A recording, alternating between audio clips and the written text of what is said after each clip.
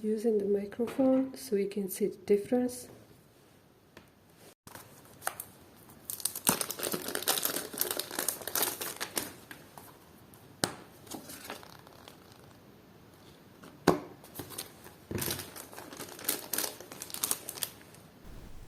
Now I connected the microphone to my tablet to allow voiceover. By the way, I'm using CapCut to edit my videos.